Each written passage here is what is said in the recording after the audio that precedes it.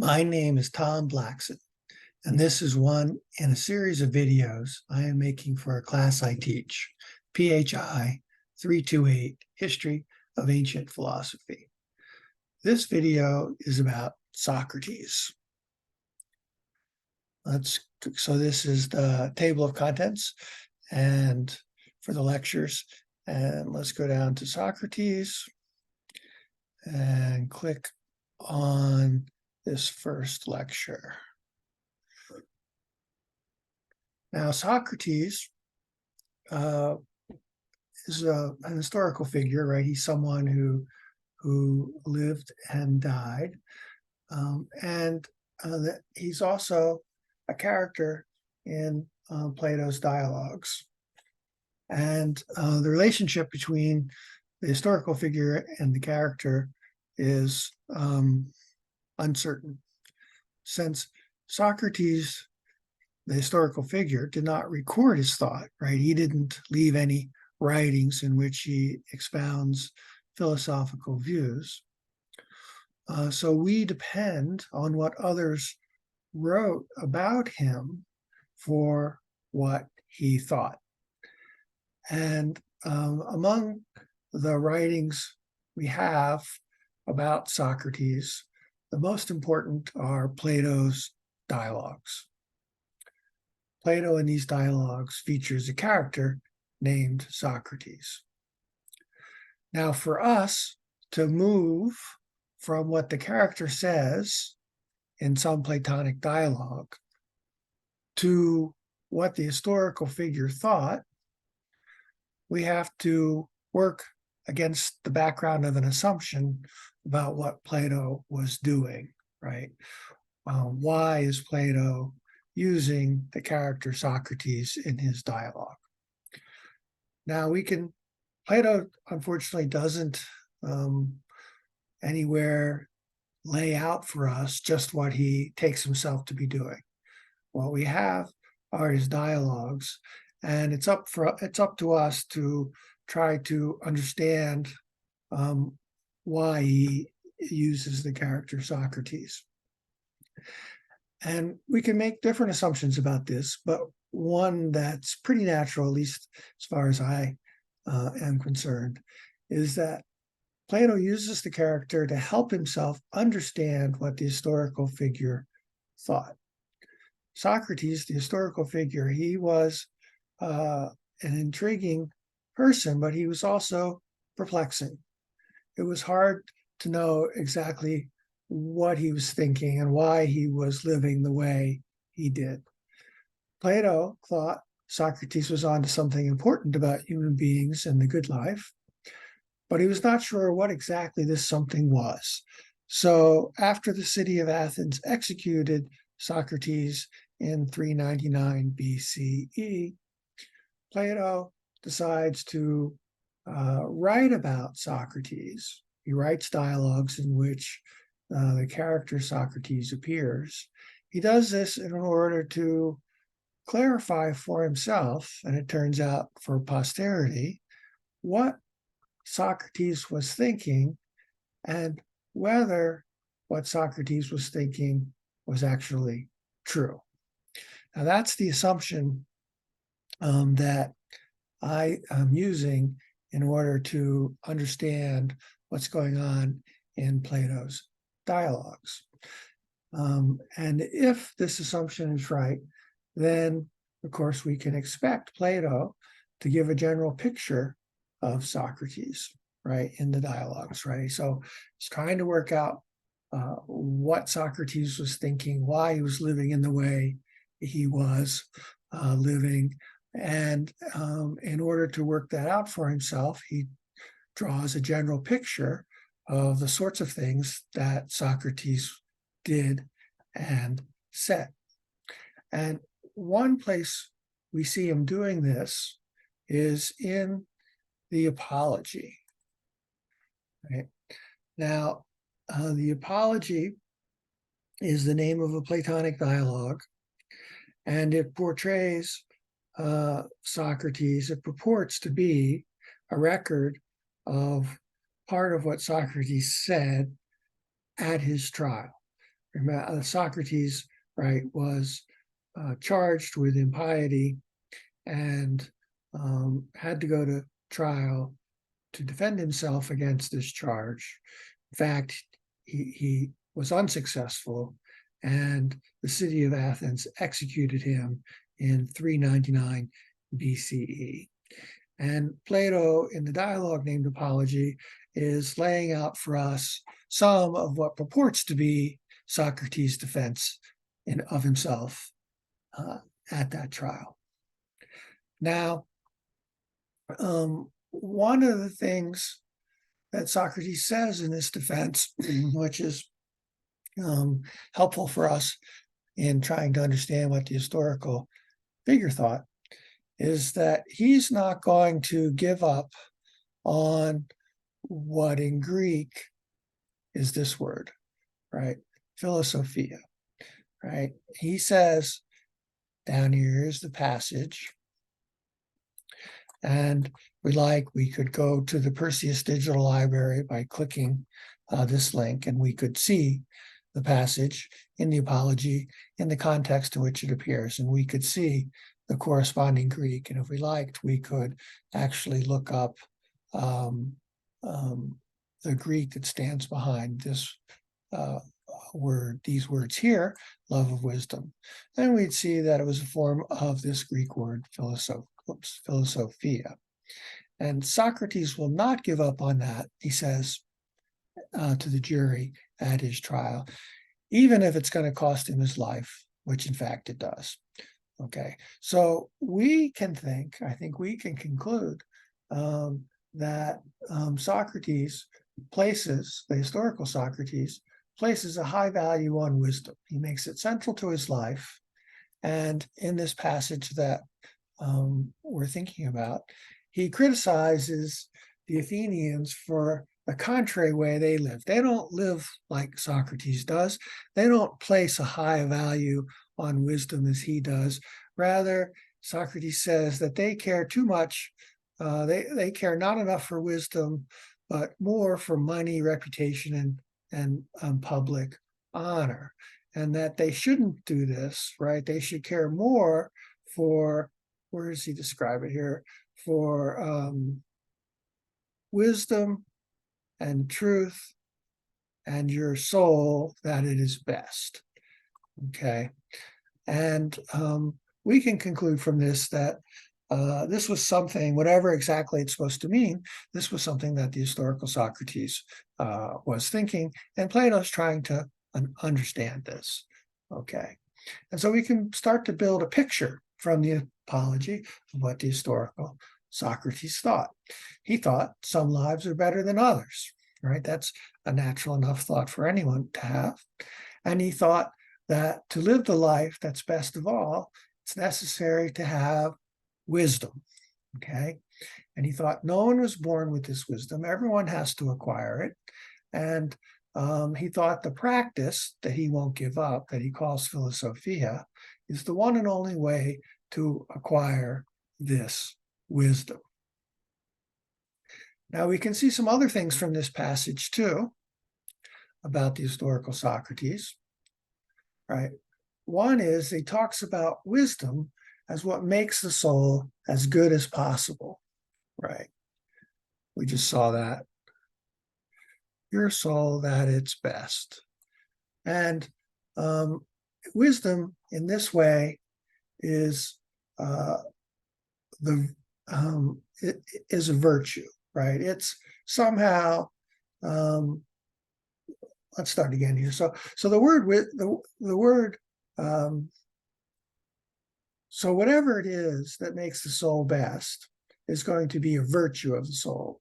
Now the word virtue is a little old-fashioned sounding, but the idea is pretty straightforward. We can go down to the bottom of the page and see the corresponding Greek word. Hopefully I have it down here. Let's see. Arete, yeah, here it is. Right, so here's the Greek word that we translate as virtue, arete, and if we wanted to, we could click on it and see the dictionary entry, but I'm not going to do that here. And let's see, where were we?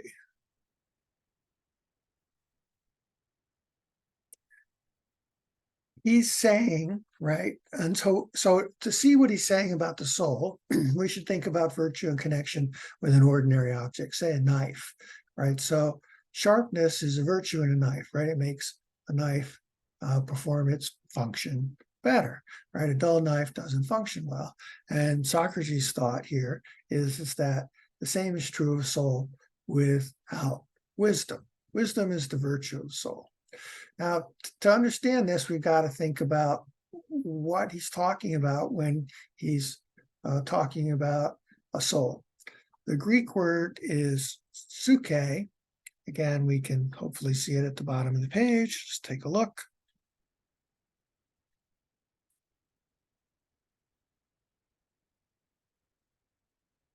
Yeah, there it is, suke.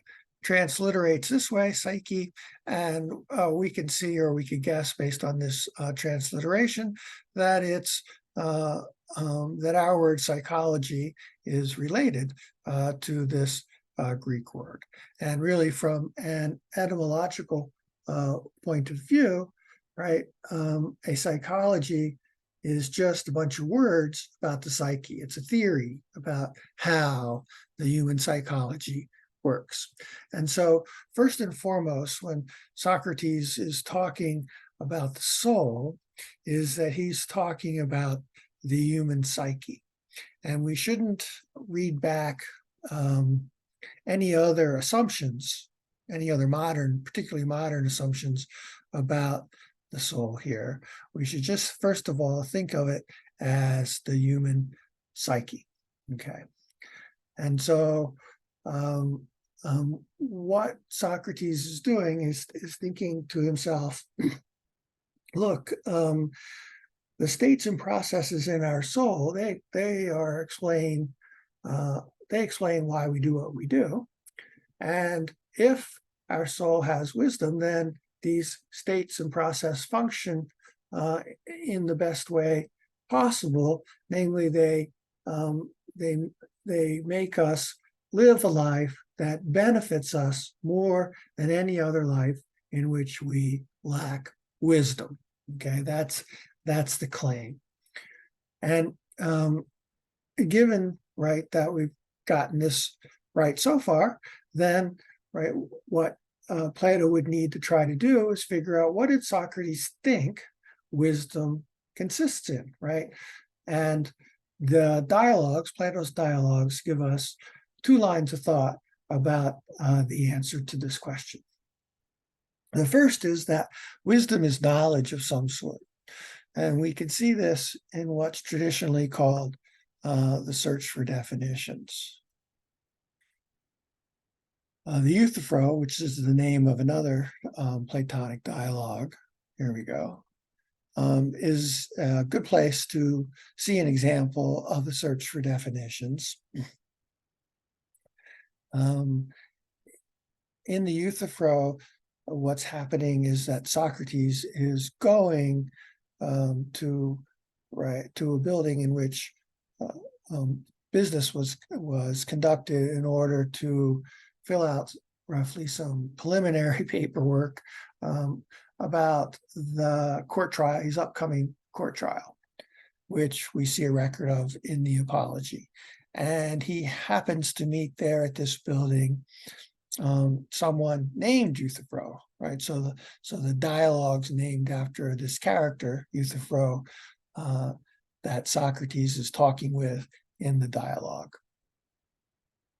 And it looks like that the conversation that Socrates engages in with Euthyphro is an instance of the questioning he mentions in this Apology passage, right? He says, someone says that he cares as much about wisdom as Socrates does, he's not going to just dismiss him and go away, but shall question him, examine well, and test him.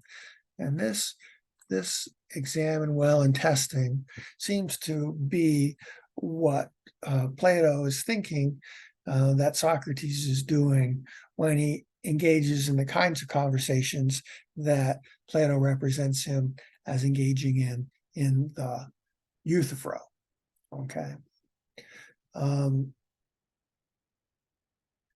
Now,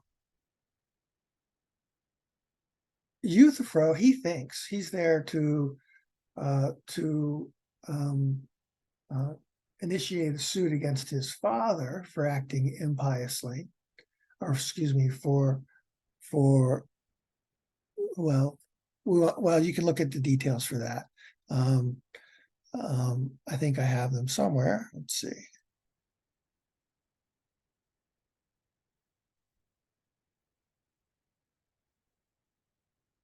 Well, I don't see that right here, but the details are that his father, they ran a farm. Euthyphro got some of the details. They ran a farm on the island of Naxos, and one of the people who worked for them died, and Euthyphro is thinking that the fault belongs to his father, and that in order to act piously, he needs to prosecute his father on this matter. And so he is arranging for this prosecution at the building in which Socrates is arranging for his court date too. And Euthyphro thinks, right, in doing this, he's acting piously, but he cannot answer Socrates' "what is piety" question without contradicting himself in answers to Socrates' subsequent questions. And Socrates, about this conversation, you can look at the details of it here. Socrates does not say, there's no place where he goes, well, Euthyphro, you don't have virtue. But this is the conclusion the dialogue invites us to accept. We're invited to think that Euthyphro is not living correctly because he acts the way he does without knowing what piety is. And Plato looks to be trying out the idea that Socrates thinks that knowledge about piety, and more generally about ethical matters, is the wisdom we need to live the life that benefits us most. So that's one line of thought about what the wisdom is that Socrates thinks is the virtue of the soul. The second line of thought is that wisdom and thus virtue in the soul is a matter of having the virtues of character. The virtues of character are things like piety, right? We see Socrates talking to Euthyphro about piety, and we can see another example of this in the Laches, which is another dialogue that's devoted to the search for definitions. And I have discussion of it here. And what's going on is that two people come to Socrates in hopes of getting, seeking advice from him about how their son should be educated.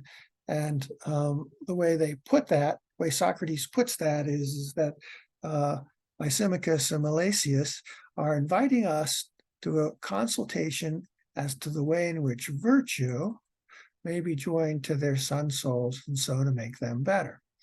Now, in the discussion that follows, Socrates focuses attention on a particular virtue of character, courage, right?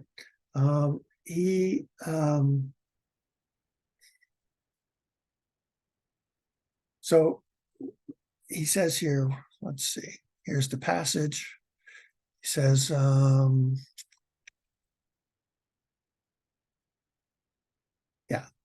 let's not think about the whole of virtue, but let's look at a part of it because it might be easier to uncover the truth about it. And so the question he asks is what is courage? This corresponds to the what is piety question he asks in the Euthyphro. Okay. Now, when we put these two lines of thought together, we get a kind of surprising and maybe a little bit puzzling picture, right? Socrates, as Plato is portraying him, is thinking that virtue, right, in the soul is knowledge, and that this knowledge somehow amounts to having the virtues of character, piety, courage, and etc. this can be surprising to us if we think that beliefs are one thing and desires are another. Beliefs, we may think, provide information, not motivation. So beliefs alone, even if they amount to knowledge, cannot give us the desires we have when we are pious, courageous, and have the other virtues of character. And so what creates a surprise for us is our conception of how the beliefs and desires in the human psyche work to produce action. We can be tempted to think that beliefs are one thing, desires are another, and the desires motivate us, and the beliefs are simply information we use about how to achieve our desires. Socrates, though, he doesn't seem to have this conception. The view he has is one historians call, sometimes at least call, Socratic intellectualism. And we can get it, we'll see there's a discussion of this on the next page, where I talk about how in general the Greeks understood the soul, there's the word in Greek, psyche, and how Socrates fits into that picture. And you can take a look at that. But Socratic intellectualism, the view that historians, this is a description that historians sometimes use to describe what Socrates thinks about beliefs and desires in the soul. And the idea is that he has an intellectualist conception of desires. He thinks that desires are or stem from beliefs of a certain sort. Now, if we are Plato and we're trying to understand Socrates, the next question that we need to understand is what kinds of beliefs are these, right, that desires stem from? And we can get confused about what the answer is here, right, from the search for definitions, right? The search for definitions can confuse us about the answer.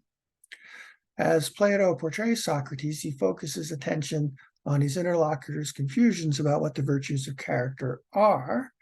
This might suggest that the beliefs are ones like that piety is what is appropriate with respect to the gods. This is what piety is, and it is what Euthyphro seems not to understand. A similar point seems to be true for Socrates' interlocutors in the Laches. What they seem not to understand is that courage is what is appropriate in situations that can inspire fear and thus inaction in those who lack wisdom. Now, but these beliefs that we've identified here, they can't be the beliefs that give rise to desires, because they don't tell us what to do in particular situations. Euthyphro needs to know more than that piety is what is appropriate in respect to gods.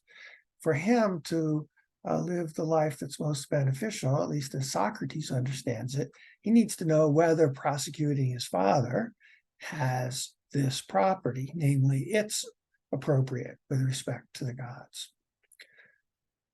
The way forward is to think that when Socrates asks his what is it question, he ultimately wants to help his interlocutors know what is good and what is bad in the various situations a human being faces as he lives his life. His interlocutors are confused about this because they are confused about what the virtues of character are. They think, for example, that staying at one's post to face the enemy is good because it's what courage is. This, though, is not what courage is. So if Socrates' interlocutors are not going to live in accordance with the virtues of character, if they are going to live in accordance with the virtues of character, they must abandon these sorts of false beliefs about what courage and the other virtues of character are. Otherwise, they are inadvertently going to do what is bad because they wrongly believe it is good. Okay, so this gets discussed in a little bit more detail in the next lecture, or where I talk about the beginning of an understanding.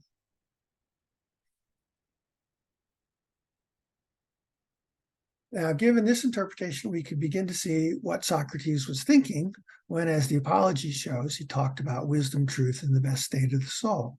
He thinks that the beliefs about what is good and what is bad are the sources of our motivation, right? So that answers the question about that we raised about Socratic intellectualism. And we form our specific motivations to do whatever we do in the circumstances we face as we live our lives. In terms of our beliefs about what's good and bad, we evaluate the alternatives available to us in the situations we face. We calculate which alternative is best. This gives us a desire to bring about the alternative. We deliberate about how to satisfy this desire, and this gives us the desire to take the action that we've decided is the means. So now we have an explanation for how Socrates could think that wisdom is the virtue of the soul. If, like Euthyphro, we have false beliefs about what's good and what's bad, then we are, or potentially false beliefs about what's good and what's bad, then we are not likely to live the lives in terms of the virtue of character, and thus are not likely to do what's good and avoid what's bad in the situations we face. And so this is the kind of picture that that Plato is working out about what the historical Socrates thought. And now when we think about this, we have to keep in mind the following, right? Plato has an enormous amount of respect for Socrates. I think that we can see that in the way he treats the character Socrates in the dialogues. But Plato's not endorsing the view he uses the character Socrates to help himself understand. Rather, what he's doing in these dialogues that we've been looking at is trying to build up a reasonably coherent picture of the sorts of things that Socrates thought about human beings and the good life. And then once he has this, then he can turn to the question of whether Socrates is right about this, right? So Plato, at the end of the day, is not just saying what Socrates thought, right? He's doing it because he's interested in whether Socrates was right about the good life. And when Plato turns to this question, whether Socrates was right, we will see that he rejects some of what Socrates thought. Socratic intellectualism is an example. And that he fills in some of the missing details in the picture he builds for what Socrates thought in some very surprising ways. And we will see that in subsequent videos.